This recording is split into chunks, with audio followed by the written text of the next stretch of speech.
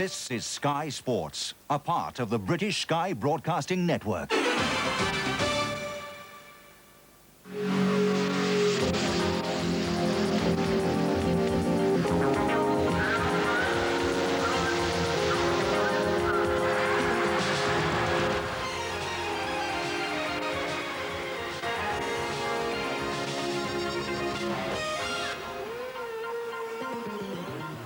Welcome to our garage at the Indianapolis Motor Speedway. There are 4 scheduled days of time trials. 3 are now complete.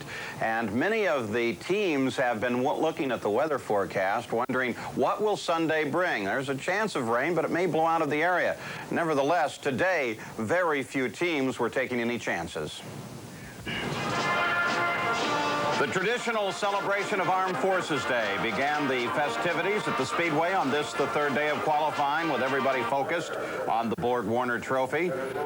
Many of the ceremonies, including parachutist and static display of equipment in the infield of the track, and a lot of folks in uniform. F-16s from the Air Force with a flyover. Then when they finally opened for practice, Ross Bentley, remember he's had problems all month. The Canadian had a problem again this morning, a blown engine, and that became a major setback for Ross Bentley, who has been trying so hard to get into this 500. You can imagine he was terribly dejected at this. I think we've got another engine we're going to try to put in. At this point, I've had so little laps since the problem we had last week that at this stage it's just I guess we can't give up, but we're running out of chances here. Remember Eric Bachelard getting another car? Well, today it was set to go, and he was back on the track looking to qualify. They've done an incredible job because they got that up yesterday afternoon at 3 o'clock, and the car is ready this morning, so I have to try my best for them. Eddie Cheever meditating, waiting for practice to begin, looking ahead to being able to qualify into this Indianapolis 500-mile race. Little did he know what the day held in store for him. It was to be a very complex day for Cheever. For example, in the early practice, the cowling just simply came off of the back of the car and totally disintegrated. Unfortunately, not a great deal was damaged in that. This happened, the engine cover came delaminated and caught some air and pulled it right off the car. Luckily, it was on the straightaway and wasn't in the corner. So we had a little setback, but we should be all right for this morning. And finally, it was time to qualify, and Eddie Cheever in the 99 car headed out with everything properly repaired, but look at that. Just barely brushes the wall, barely leaves a mark. Does it a couple times, in fact. Cheever qualifies at 216.4 miles an hour. Now, that time seemed very marginal, and so the logical question to Eddie was, will the speed hold up? We'll see what what everybody else runs. I think the circuit is not as good as it was this morning, so it's just a question of waiting. If this doesn't stick, what's the game plan for the team? What's the game plan? Hold your breath till about 6 o'clock this afternoon. And then it was the turn of Olivier Griard, his qualifying run. He's been working very hard throughout this month as a rookie to make it into the 500 field. His qualifying run completed 4 laps at 216.5 miles an hour. Got the rumble strips on a couple of those laps, but all in all, it was a smooth run, though once again, we're talking a very marginal speed for Griard. He seems to be enjoying his time thoroughly here at the Indianapolis Motor Speedway. He said it's the most fun he's had in racing thus far. Jim Crawford, the Scotsman's eyes as he anticipates his qualifying run. A 3rd car for the Kenny Bernstein stable. Crawford, of course, has run some incredible laps here at the Speedway. He's also had some incredible incidents and has had to come back from some pretty bad accidents on this track. But back he was today to qualify into the 500 field at 217.6 miles an hour. This is a track that Jim Crawford is challenged by, but one that he dearly loves. So Jim Crawford in at 217.6, but the question was, is he in trouble? The track's fine. It's made the engineers and the car far more important. You get into the corner, you rush in there, and you can't adjust. If the car wants to do something you can't take a different line to help it. You've got to just back out of the throttle, and that's where you lose a lot of time. Unless the car is perfect, you're in trouble. One of the drivers that John Andretti tried to help during this month of May, and apparently he was some help to Hiro Matsushita, who finally got his car out, picked up some pretty good speed despite the fact the temperature and winds were going up, and qualified at 219.9 miles an hour. We asked him where he found all of his speed. First of this week, I was still struggling, and the last couple of days, John Andretti tested my car, and yesterday, my teammate Scott Goodyear, he suggested me a lot, saying I could be up to speed. Teammates Tony Bettenhausen and Stefan Johansson were out working together today, trying to find out what it would be like on race day when a fire erupted at the back of Tony's car. Stefan tried to get his attention, tried to wave him down. When Tony got in the pits, they finally threw a lot of water on him. Yeah, they drowned me. I didn't need much water. I could have used a little bit of fresh air. That was my biggest concern, is the smoke would fill the cockpit. But that's one reason I was trying to drive it in. I was trying to get it to the pits where they could put the fire out rather than stop out on the racetrack somewhere, because I could see it burning. But, you know, I think it's all right. We'll have the car. It's just some superficial stuff, maybe a little bit of fiberglass work. Track was closed for a little bit while they cleaned up from Bettenhausen's engine fire, and then just went to practice for a while. It was late in the day before they qualified again. Late in the afternoon, then finally, the temperatures dropped. The winds dropped a little bit, but continued to swirl, but they went back to qualifying. Remember, just yesterday, this man, John Andretti, climbed into the cockpit of an A.J. Foyt car, and today he was out to qualify that car. Did so with a spectacular run, bringing his car into the Indy 500 field. Afterwards, he thanked his crew. You know, I have to thank everybody all month. I've had a lot of support from a lot of different teams, and Derek Walker gave me the opportunity to drive his cars, and, you know, Derek and I weren't able to sort anything out, and AJ, you know, sort of, you know, he just came up and, you know, he said, hey, we're going to fit you this car yesterday, and it takes a while to fit the car different between me and Robbie. He's a little taller, so last night we got out, and I didn't even know if I was driving for sure till this morning when I saw my name on the car, and it made me feel really good because I knew just how good the car was. Right now, the words are, it's hard to pick words for me to describe how I feel. It's so gratifying that he was given that chance, and then the end result turned out to be as great as it did. Robbie Gordon went out qualifying not once but twice. First time out, after 2 laps, he ran out of fuel. Then he went back out and finally qualified into the 500 field. But it was a rather trying afternoon for rookie Robbie Gordon. It took a while to figure out how Indianapolis is, but I guess that's the way it is every year. Being a rookie here, just, you know, it's tough to figure it out. But, you know, we're finally in the field now, and we'll set our goals at finishing the race, because you must finish to finish first. And we'll see what happens from here. Last week you rocked everybody with your retirement. Now this weekend you got 2 rockets. How about them boys? Well, as long as I can keep the leases on them, I think we're going to do good. 2 young boys, and that's one reason I stepped down, because I think they can produce and do what we have to do. I heard Robbie threw a little temper tantrum when he ran out of fuel, flat spotted a couple tires. That kind of like something you might have done? Well, he didn't do that on purpose, and I don't blame him a damn bit. I mean, that should have never happened. Well, I guarantee you, with A.J. running the team, it will not happen again. Davy Jones out looking for speed at the Indianapolis Motor Speedway, trying to make it into the field, and he does so. So Davy Jones talks about the pressure here. Well, it's you know, it was our 3rd and final attempt on this car, and we wanted, this was the only car that we had, so we had to put it in the show. And you know, you get yourself so prepared to go out and to do it, like this morning, and then to have the sun come out and warm up a little bit, and then we waited around all day and just jump in the car and go out and do it. So I'm just real happy. I got 4 laps together, and we're in the race real solid. The field was now full, and the bumping was about to begin. Jeff Brabham was next out. They were fairly happy with his runs, 217.8 miles an hour for his 4-lap average, and that, of course, bumped out the lowest car in the field of Mark Smith. We asked Jeff if he was happy with the situation. Well, yes and no. You know, the last couple of days we really got the car working well, and I could run 220 no problem at all. And this morning we went out, ran 220 again, and looking really good for qualifying, and we lost an engine. And you know, the guys at Menard team did a great job putting a new engine in today, and we got out tonight, and I just probably needed a little bit more time just to make sure the car was dialed into the racetrack and get the boost ride. But you know, in the qualifying run, I got the boost almost there, but we picked up a pretty good push, and that's kind of what slowed me down. So we were hoping for 220 plus, but you know, I think we're in the race, and that's the main thing, and we'll solve those problems for the race. Well, with Mark Smith being bumped out, he wasn't going to stand for that very long. Climbed into his backup car, ran 4 laps in this machine, and qualified at 217.15 miles an hour, bumping Eddie Cheever. Mark says the competition this May is extremely tough.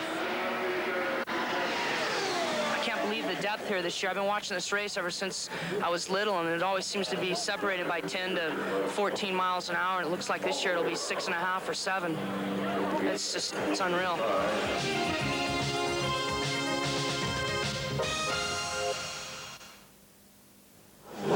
Buddy Lazier intended to make it into the field today, too, but on his qualification run, as he headed down through the south end, some problems developed. He lost it, but was able to drive the car to a stop. We asked his dad, what will they do now? I think we'll go back and try to get neutral. Obviously, the car was loose. I think we got a report there was fluids coming out of the back of it, so it sounds like, you know, maybe a water pipe or something is giving us it because there was spray coming out of the back of the car. Willie T. Ribbs, remember, he was another one that John Andretti had been helping during the week. Out of the Walker Motorsports team, Bill Cosby, one of the sponsors on this car, helping Willie T. out. He's been away from the Indy cars for a year or so, but he made it into the field at 217.711 miles an hour, bumping Guillard from the field. And Willie T., I'll tell you what, when he got in at the end of this one, he was very happy with his day at the Speedway.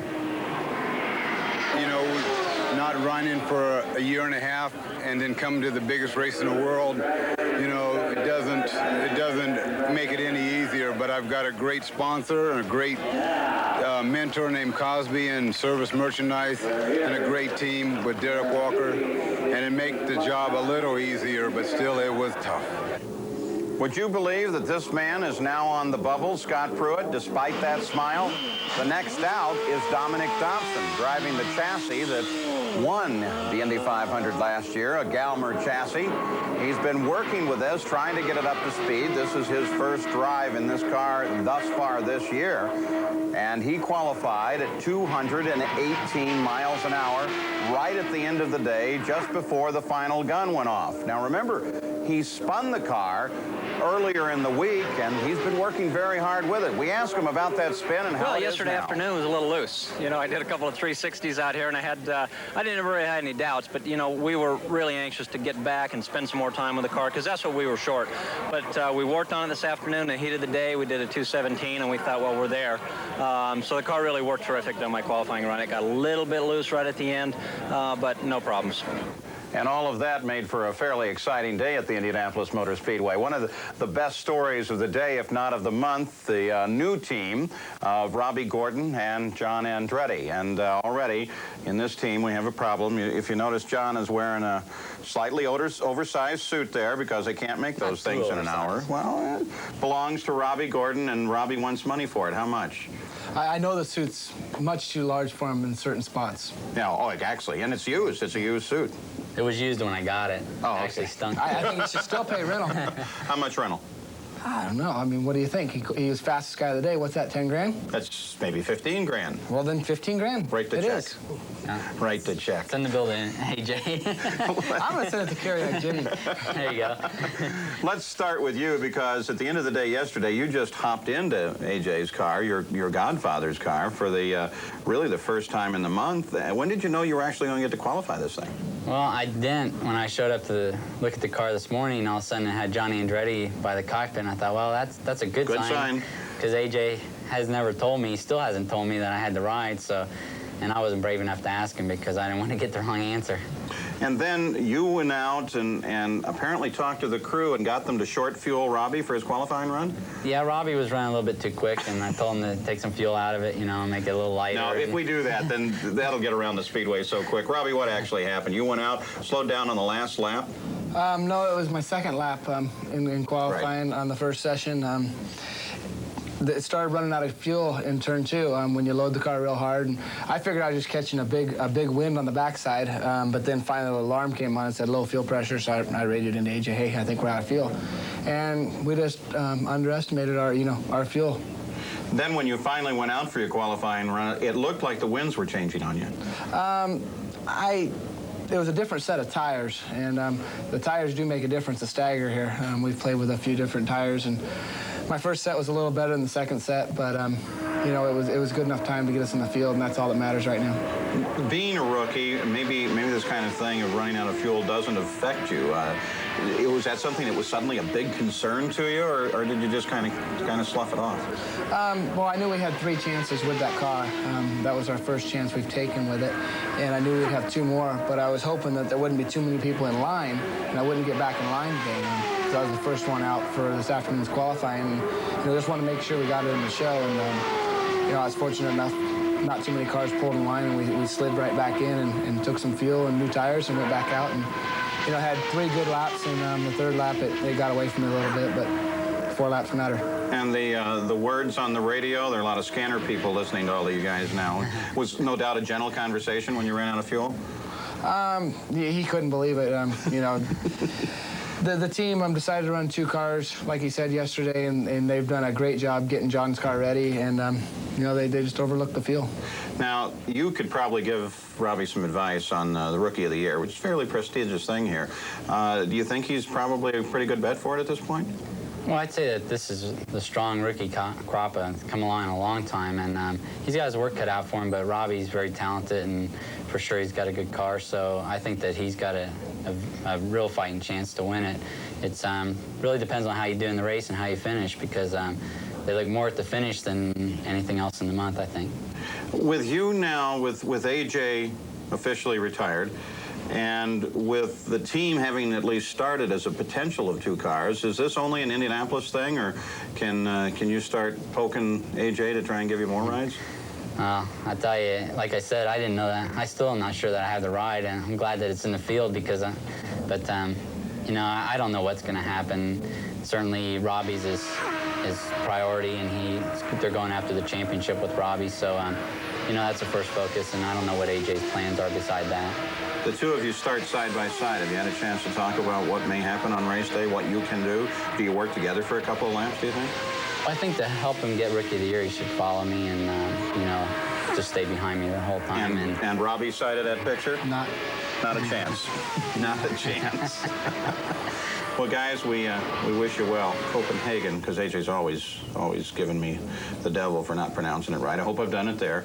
We do wish you luck on race day, and tomorrow ought to be a pretty exciting day, don't you think? If you say it's going to stay cool now, so I think it'll we'll get some rain earlier this evening. I think it'll blow over, and tomorrow's gonna be exciting. I think both of our times are good enough to stand, but we'll be sitting up there watching. Gonna be some tense people there.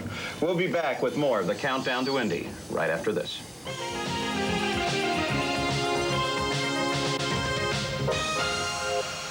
Let's take a look at the provisional field at the moment. On the front row, of course, the pole sitter, Arie Luyendyk, a former winner, the 69 winner, Mario Andretti, and Raul Boesel. In the second row, Scott Goodyear, Al Unser Jr., the defending champion, and rookie Stefan Johansson. In row 3, Paul Tracy, rookie Nigel Mansell, and former winner Emerson Fittipaldi. In the fourth row, it's Roberto Guerrero, Scott Brayton, and former winner Danny Sullivan. In row number 5, rookie Nelson Piquet, the 3-time world champion, Kevin Kogan, and the fastest rookie in the field, Stefan Gregoire. In row number 6, Jeff Andretti, Teo Fabi, and Gary Bettenhausen. The 7th row, Jimmy Vasser, Stan Fox, and last year's Rookie of the Year, Lynn St. James. In the 8th row, Tony Bettenhausen, and former winners Al Unser and Bobby Rahal. The 9th row now consists of John Andretti, rookie Robbie Gordon, and Hiro Matsushita. And in the 10th row, it's Dominic Dobson, Davy Jones, and Jeff Brabham. Willie T. Ribbs, Jim Crawford, and rookie Mark Smith, with his requalification, made it into the 11th and final row. But there is more yet to come, and the possibility of some bumping during the day tomorrow. And all of this action today, what does it do? It puts a most interesting name on the bubble. Bobby Rahal, the defending PPG Cup champion. Now, he's been out with a backup car. We asked Rahal, what does he expect? I mean, I've never been in this position before in a race, but this morning I ran almost 220 with this car in conditions very similar, so we'll just, have to do what we have to do. One more day to go. We'll see you tomorrow night on the Countdown to Indy.